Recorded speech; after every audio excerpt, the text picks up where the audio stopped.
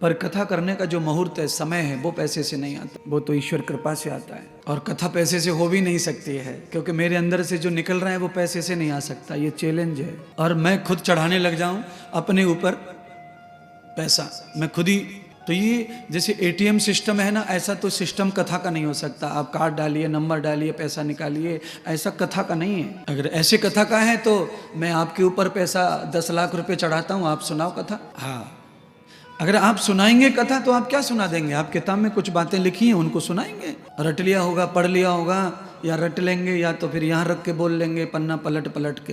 कथा आप किसी भी विधि सुनाते सुनाइए, अच्छी बात है, पर ना बृहतो आत्मनम जाताम प्रबध्यते यद्य ईश्वर। ईश्वर के बारे में चर्चा करने का आनंद तब ही ज्यादा अच्छा होता है जब वो आत्मा में से निकले, ताजा ताजा आए। किताब की बात तो हमेशा पुरानी है।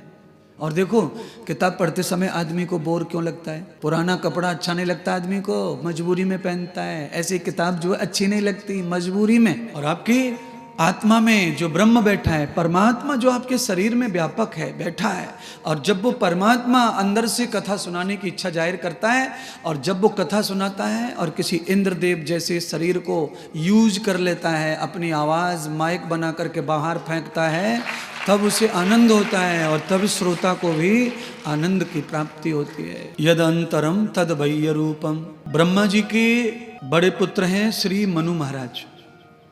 27 मनु हुए। ब्रह्मा जी के बड़े पुत्र मनु जी हैं, उनको सतरूपा प्रकृति के रूप में सृष्टि के लिए भगवान ब्रह्मा जी ने दी। और सतरूपा जी की गर्भ से मृतो धर्मान विद्यते वीर्यम उपान कृतम सर्वः। वीर्य उपादान शुक्राणु जिसे कहते हैं, उसका जन्म हुआ सतरूपा के गर्भ से, मनु के गर्भ से।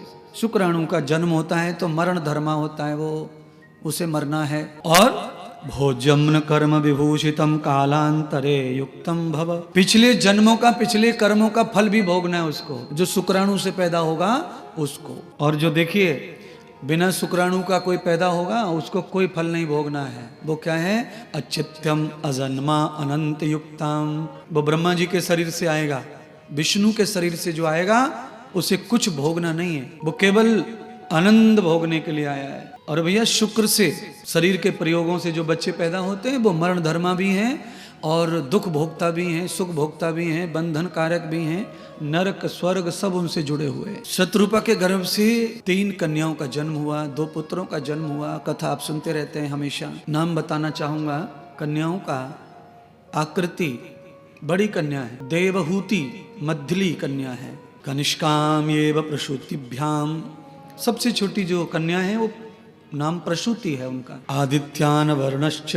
आकृति जी का विवाह मनु के ही वंश में हुआ, महर्षि मरीच के साथ। देवहूति का विवाह महर्षि कर्दम जी के साथ हुआ। प्रसूति का विवाह महर्षि वंश में, ब्रह्मा के वंश में, मनु वंश में हुआ, और वो विवाह हुआ दक्ष प्रजापति के साथ। ये जो मैं आज सुना रहा हूँ ये मुझे कल ही कहना था, पर कल व्याख्यान ऐसा था, प्रवचन ऐसा था, इसलिए वो कल कथा वही मैच कर रही थी, तो कल वो सुनाया।